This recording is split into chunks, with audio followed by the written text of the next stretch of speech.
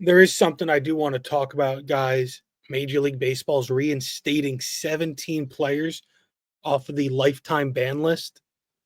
Pete Rose, Shoeless Joe Jackson, Eddie Cicotte, Happy Felsch, Chick Gandil, Fred McMullen, William Cox, Phil Douglas, Lee McGee, Benny Knopf, Gene Paulette, Joe Jadine, Lefty Williams, Buck Weaver, Swiss Risberg, Jimmy O'Connell, and Cozy Dolan.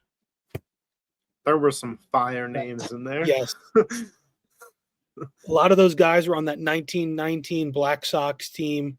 Not everybody was actually guilty of throwing the series, but at least two of them knew about it and didn't say anything.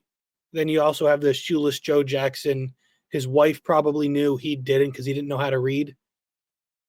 Then Pete Rose and a couple other guys that didn't bet on baseball. I know one guy, he was banned for stealing a car, changing the color, the license plate, and reselling it. Interesting way That's to get so banned. random. That's so... Yeah, that one and was. I mean, now you have guys who will be Aroldis Chapman and beat their wives, and they're fine. They just get a suspension and they're right back. William Cox also owned the Phillies. He was the owner that was taking bets on baseball. He owned the team for 276 days before he was banned. Game, respect game. I mean, Pete Rose is the one to talk about. And Pete Rose is, and I do want to know if some of these guys you think will make the Hall of Fame, and should they make it? I think Pete Rose should. For starters, I think it is a bad when you know it's against the rules to be betting, you shouldn't do it. But at the end of the day, Pete Rose never bet against his team. He was betting on his team. So if anything, he had more motivation to win. And again, similar to what Ben mentioned, there's a lot of players that have done a lot worse in Major League Baseball. Pete Rose is one of the best baseball players of all time. And I think it would be criminal to keep him out of the Hall of Fame because he bet on his team. But just because the MLB they had to wait until after he passed away. Lifetime ban. We talked about this last week, I believe. What does that mean? Well, now that he has passed on, he could potentially be in the Hall of Fame. Yeah, look, it's something that everyone kind of knew was going to happen. Pete Rose, you cannot tell the story of baseball without him. So he has to be in the Hall of Fame. They wanted to send a message and let him know and let everyone know what's going to happen if you do anything remotely like this. Now that he's gone, Pete Rose never got to live to see it happen, but the story of baseball will be told with him. I mean, there's some questions though about him being in the Hall of Fame based off of, I guess, his characters, like stuff, off the field stuff. But I mean, I don't think that matters because it's about how he played in the game, not his character. Like he was just one of the best players of all time. About 4,000. I don't think that's ever going to happen again. Like I don't think you're going to see that happen, especially with like how players' careers seem to get shorter and shorter. So, I mean, this is one of the few things that Manfred has done that I think is actually a good thing. Like he actually got something right. MLB got something right finally. Yeah, I mean, it's going to be up to the voters, and how do the voters feel? We've seen them even with players who were on steroids and then off steroids. They've been pretty firm on not allowing those players into the Hall. Are they willing to go back on this? Well, they're actually, I'm surprised, and I kind of want to get you guys' idea on this, because they're not going to be eligible for the baseball writers ballot, even though they've meet all the criteria. They're going to be brought right to the veterans committees.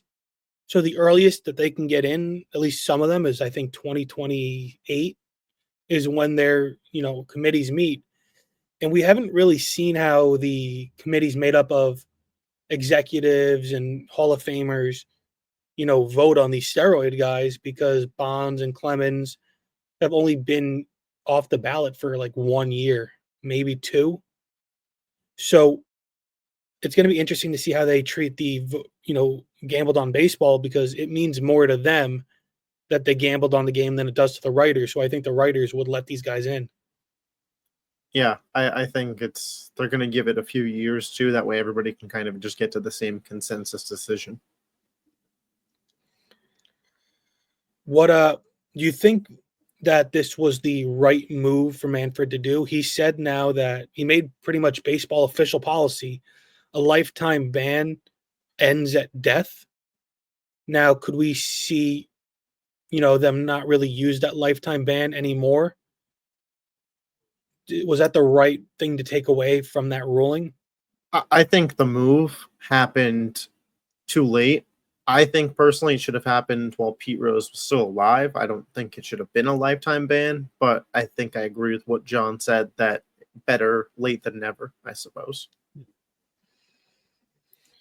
So when it comes to, these guys that had a lifetime ban, do we think the steroid guys that are, not on the ballot anymore, and even ones that are still there, like A-Rod, do we think that they'll be given a de facto lifetime ban where people won't vote on them until they die and kind of treat it that way as like a shadow ban almost? Honestly, Is there any correlation between the two, what we could take? that's where I was going. I don't think that these things can really be compared, because when you look at, A-Rod specifically, he played after all of these accusations. So it's not like he has a lifetime ban. It's just the writers don't feel like you should be a Hall of Famer if your legacy is tainted.